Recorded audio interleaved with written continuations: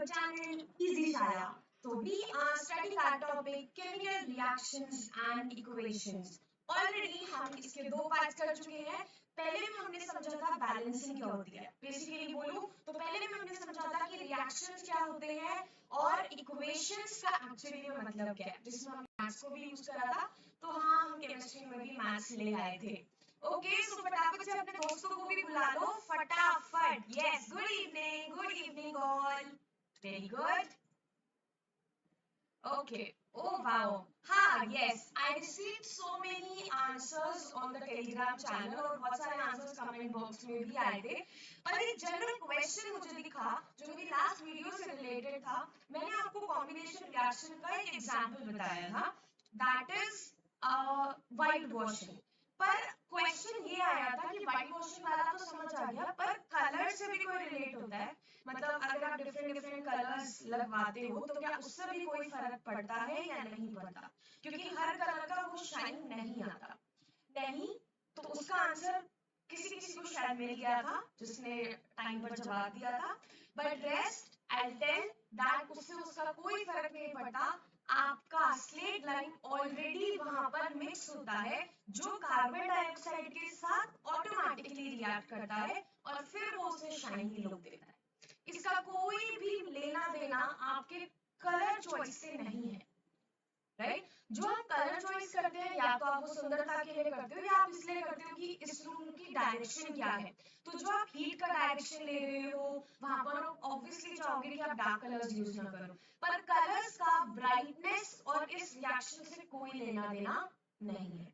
So combination reactions हम already complete कर चुके हैं. बहुत सारे नए नए बच्चों ने भी ये अपना केमिस्ट्री वाला वीडियो बहुत ज्यादा पसंद करा है, क्योंकि शायद उन्हें बैलेंसिंग में बहुत दिक्कत आ रही थी. But that's very good. आप कॉन्टिन्यूसली बहुत सारी वीडियोस देखते रहो. फिजिक्स की भी है, बायो की भी है, केमिस्ट्री की भी है. आप ये वीडियोस देखते रहो and yes, share it as much as possible. वो बहुत इंपॉर्टेंट है. देखो, आप तक भी इसलिए रीच हुआ ना क्योंकि आपको भी किसी ने बताया, किसी ने शेयर करा. ऑब्वियसली आप जाकर तो सर्च नहीं कर लेते कि इस नाम से कुछ है. तो आप भी दूसरों की हेल्प कर सकते हो और करनी चाहिए, है ना. राइट? आज हम सेकंड रिएक्शन के बारे में पढ़ेंगे. हम ऑलरेडी अपना कॉम्बिनेशन खत्म कर चुके हैं. सो आज हम जो पढ़ेंगे that is opposite of it, decomposition reaction. Let's understand decomposition reaction and then at last I'll ask you a question जिसके आंसर्स मुझे कमेंट बॉक्स में आएंगे. अब लेट्स सी कि किसका आंसर कमेंट बॉक्स में सबसे पहले आता है. राइट? उसी का ही हम नाम लेंगे अगली बार. ओके, सो डीकंपोजिशन रिएक्शंस क्या होते हैं? आप हमेशा ग्रीन और येलो कलर क्यों यूज करते हो? अगर तुम पढ़ाई के अलावा कलर पे ज्यादा ध्यान दोगे ना तो ऑब्वियस सी बात है कि तुम्हें कुछ समझ नहीं आने वाला है. क्या कॉम्बिनेशन तुम्हारे लिए सब रिएक्शन रेट बराबर. तो कलर को छोड़ दो, और अगर कलर इतने ही परेशान कर रहे हैं तो उसको ऐसे ए बी एक प्रोडक्ट मानो. ये आपका ए और ये आपका बी. ठीक है? Decomposition reactions are those reactions in which a single product breaks into its constituent elements. Right? I'm repeating. A single product break into its constituent elements. ये मेरा एक प्रोडक्ट है. मैं यहाँ पर ऐसे नहीं बोल सकती this plus this is breaking into this. No. Decomposition reaction मतलब एक प्रोडक्ट आपका टूटेगा. बेसिकली मैं प्रोडक्ट इसलिए बोल रही हूँ क्योंकि मैंने यही चीज कॉम्बिनेशन में यूज करी थी पर ऑपोजिट. वहां पर एक प्रोडक्ट बन रहा था, पर जो भी चीज यहाँ होती है उसे हम प्रोडक्ट नहीं बोलते हैं. That is my reactant. So basically my one reactant, only one reactant is breaking into simpler substances. One substance break into simpler substances. Right? It's totally opposite of it. Right? कि वहां combination में क्या हो रहा है, आप किसी चीज को बना रहे हो. डिकम्पोजिशन में क्या हो रहा है कि जो चीज ऑलरेडी बनी हुई है उसको आप तोड़ रहे हो. राइट? अब ये तो हमने देख लिया कि अगर कोई चीज बनती है तो हमें फायदा होता है क्योंकि उसकी प्रॉपर्टी बदल जाती है ना. पर अगर कोई चीज ऑलरेडी बनी हुई है उसको तोड़ के क्या फायदा होगा? हमें वो चीज रिसाइकल हो जाएगा. ओके, रिसाइकल हो जाएगा, ये हम बोल सकते हैं कि हमें उसको रिसाइकल करने में काम आएगा. पर कुछ चीज, अगर मैं आपको बोलूं, कुछ चीज ऑलरेडी अवेलेबल ही इस तरह कंपाउंड फॉर्म में होती है. तो अगर वहां से मुझे प्योर सब्सटेंस लेना है तो so we will follow the decomposition reactions. ठीक है? Yes, जो भी हम रिसाइकल करते हैं या आप रीयूज कर रहे हो, ऑब्वियसली आप यही यूज कर रहे हो, पर आप उसको ब्रेक करें. अब मैं आपको एक एग्जांपल देता हूँ. लाइक फॉर एग्जांपल, आपके पास कोई भी चीज बहुत टाइटली जॉइंड है, ठीक है?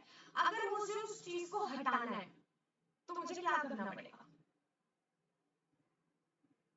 आज तुम सारे कौन सी नई मस्ती में हो कि अलग करना पड़ेगा? मुझे भी पता है, जब मैं बोल रही हूँ हटाना है तो अलग ही करना पड़ेगा, पर कैसे करोगे? हम साइंस पढ़ रहे हैं, थोड़े से साइंटिफिक टर्म्स को यूज कर लो. फोर्स लगानी पड़ेगी. Very good. सारे इतने सारे स्टूडेंट्स में सिर्फ एक ही बच्चा सीरियस होकर बात कर रहा है, बाकी सबको पता नहीं कौन सी मस्ती चल रही है आज. हाँ, पेपर लगता है खत्म हो गए हैं, है ना? ओके, हमें फोर्स लगाना पड़ेगा. सो बेसिकली यहाँ पर मेरे को एटम ही इतना छोटा है तो मैं एटम पे तो फोर्स नहीं लगा सकती. यहाँ पर हमें किसी भी फॉर्म की एनर्जी देनी पड़ेगी. अब हम किस टाइप की एनर्जी देते हैं उस बात पे डिपेंड करता है कि वो किस टाइप का डिकम्पोजिशन रिएक्शन है. ठीक है? अब हम ब्रेक तो कर रहे हैं. जैसे सिंपल एग्जांपल कि आपने वाटर को ब्रेक करा हाइड्रोजन एंड ऑक्सीजन में. आपने लेड नाइट्रेट को ब्रेक करा लेड ऑक्साइड में, ऑक्सीजन में. बट अब इन चीजों को ब्रेक कैसे कर रहे हो? फॉर एग्जाम्पल, अगर मैं यहाँ पर इसी एग्जाम्पल्स की बात करूं तो ये अपने आप तो नहीं ब्रेक होगा. जो चीज फेविकॉल का मजबूत जोड़ है वो अपने आप तो नहीं टूटेगा, या तो आपको उस पे हैमर चलाना पड़ेगा या कुछ है. फेविकॉल, मुझे भी पता है तुम लोग बहुत टीवी देख रहे हो, फेविकॉल का मजबूत जोड़ नहीं टूटता, एटम है, तोड़ दो. ठीक है? तो यहाँ पर हम क्या देंगे? उसको हीट देंगे. अच्छा एक बात बताओ, हीट देने से होता क्या है? Break. Of course, the bond will break. But exactly what is changing?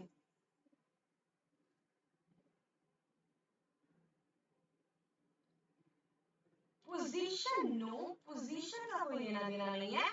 Kinetic energy में इंक्रीज. जो भी आपके डिफरेंट डिफरेंट एटम्स होंगे ना एलिमेंट्स के, उनका काइनेटिक एनर्जी इंक्रीज करेगा and they start moving more randomly. So once they start moving more randomly, so it will become easy to break them because bond obviously आपका कम हो गया ना. जैसी बॉन्ड कम होगा, बोलते हैं ना कि जैसी दोस्तों के बीच में दरार की एक चिंगारी लगनी काफी होती है, फिर तो उसे तोड़ना बहुत आसान है ना? ऐसे ही. पर यहाँ पर हम हीट नहीं देते बिकॉज हीटिंग से इतना इजीली ब्रेक नहीं होता. हम वो वाला कंसेप्ट यूज करेंगे जहाँ पर मेरा एनर्जी कम से कम वेस्ट हो रहा है, बिकॉज एनर्जी को हमें वेस्ट नहीं करना. तो यहाँ पर आप हीटिंग से कर सकते हो, but we generally use electricity. अब देखो, दोनों ही डिकम्पोजिशन रिएक्शन है, राइट? यहाँ पर 2 प्रोडक्ट बन रहे थे, यहाँ पर 3 प्रोडक्ट बन रहे हैं, उससे कोई फर्क नहीं पड़ता. बात ये है कि हम क्या प्रोसेस यूज कर रहे हैं. मैंने 2 एग्जांपल लिए, दोनों में ही अलग अलग चीजें आपको बता दी, तो उसी के बेसिस पर हम ये डिसाइड करते हैं which type of decomposition reaction is this, right? So the first type of decomposition reaction is thermal decomposition. As the word thermal, therm आप वर्ड बहुत जगह यूज करते हो, स्पेशली हीट पे. थर्मल एनर्जी, थर्मोफ्लास्क, जहां पर वो बोलते हैं ना गर्म चीज गर्म रहती है, ठंडी चीज ठंडी, तो वहां पर जहां पे भी थर्म यूज करते हो उसका मतलब ये होता है हीट से रिलेटेड. सो ऑब्वियसली मुझे बताने की जरूरत नहीं है, दोनों ही किससे ब्रेक हो रहे हैं? हीट से, राइट? आप हीट पास करते हो so that they break down into their constituent elements and compounds. It can break into its elements, it can break into its compounds. So this type of decomposition reaction is called as thermal decomposition. Is it clear? Say yes or no. Is it clear? Yes. Right? आपके book में शायद PbNO3 जो मैंने आपको last time example दिया है वो वाला है, ये भी हीट का ही है. As I said, I hope. अच्छा जेन्युइनली बताओ, मैंने आप लोगों को बोला था रिएक्शंस का प्रैक्टिस करो, कौन कौन कर रहा है? जस्ट से yes yes yes yes yes yes. I check 1 2 3 4 4 4. बाकी जवाब दे रहे हो? I am waiting.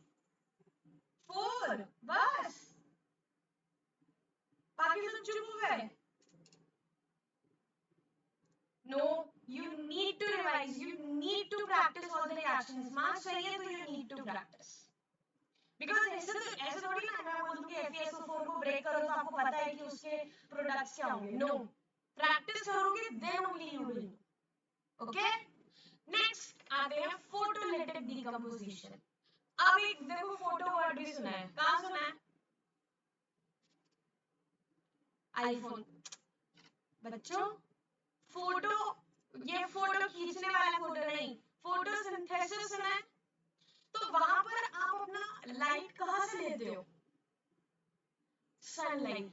So whenever you are breaking anything in the presence of a sunlight, in the presence of a light, then that kind of decomposition is called as photolytic decomposition. So this is two-edged here. Either you have this or you have this. They both are using sunlight as their a way of increasing their energy. So this is known as photolytic decomposition. Is it clear? Right? But देखो इसका ना use भी है. कहाँ use है? इसको हम use करते हैं ब्लैक एंड व्हाइट फोटोग्राफी में. Right? So generally we use this type of decomposition reaction in black and white photography. So there we are using this type of reactions only. I hope it's clear. देखो दो type के reactions हो गए. Basically हमारा concern है कि energy कैसे increase हो रही है. Rest we are not concerned about it. Right? So the last one decomposition reaction is electrolytic decomposition. Book में आपका ये वाला एक्टिविटी के फॉर्म में दिया हुआ है that you are breaking hydrogen water into hydrogen and oxygen. Right? Very easy that you are getting oxygen at anode and hydrogen at cathode. Right? So these are your electrodes where whenever you are breaking your water, so there you are giving your energy through this battery. Battery से क्या निकलेगा? Current. उससे आपका ये टूट जाएगा. Right? पर अगर मैं डेली यूज की बात करूं कि मतलब एक्चुअली में हम उसे कहाँ यूज करते हैं, सो एक्चुअली में आपने वो पढ़ा है क्रस्ट, मेंटल, कोर. तो यहाँ पर वी हैव सेवरल मिनरल्स. तो अगर मैं वहां पर खोद के मिनरल्स निकालती हूँ तो ऑब्वियसली वो इतने साफ सुथरे तरीके से तो नहीं मिलते हैं. They are in the form of, जल्दी, they are in the form of ores. Very good. चलो एसएसटी तो ध्यान से पढ़ रहे हो. They are in the form of ores. और ऑब्वियसली इसमें बहुत सारा इंप्योरिटी भी होता है. फॉर एग्जांपल मैं बोलती हूँ कि हम एल्युमिनियम ऑक्साइड ले रहे हैं. ठीक है? So first of all it's in मॉल्टन state. So when it is in molten state, it needs to be decomposed. तो यहाँ पर हम अपना decomposition reaction करते हैं by passing electricity. So once you pass electricity to it, so you will get aluminium and oxygen is given out. So once aluminium and oxygen is given out, so this aluminium is your refined metal that you will be using. Right? तो यहाँ पर हमने क्या use करा? Electricity. So this type of reaction is called as electrolytic decomposition. So what are the three types of decomposition reactions that we have studied? एक तो लिखा ही हुआ है इलेक्ट्रोलिटिक, और कौन से बताया मैंने? Very good.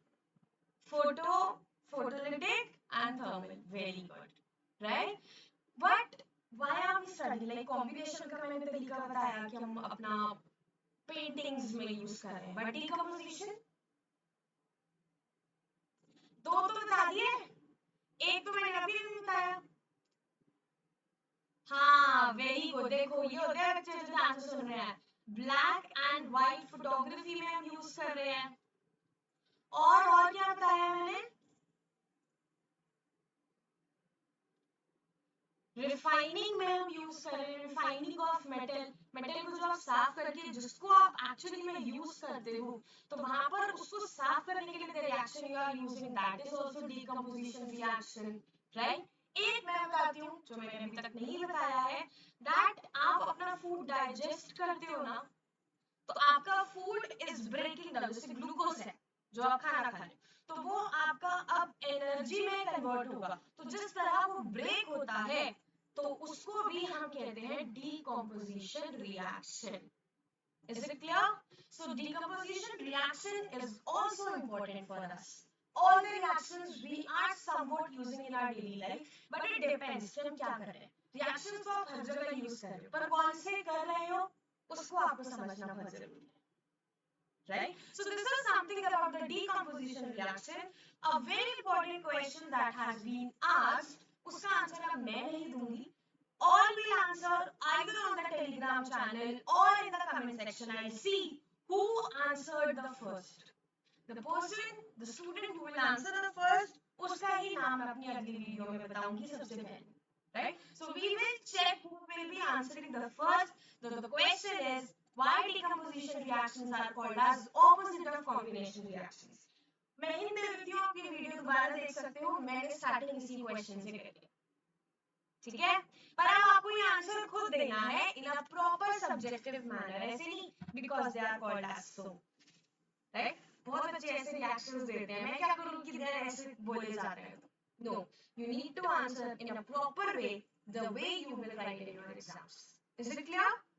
So this is all about today, a decomposition reaction that we have completed. अगर आपने already previous videos नहीं देखी हैं, तो you will get the link in the description box. आप उस पर जाकर देख सकते हो. और भी links हैं आपके maths के, physics के, light के, तो आप उन सबको देख सकते हो ताकि whenever you will be giving your exams, आपको already इसका पता हो. But do subscribe our channel if you are doing watching our video for the first time, and share it with your friends, with your family friends, etc. Right? We want to grow into a big family soon. Thank you so much. Bye bye.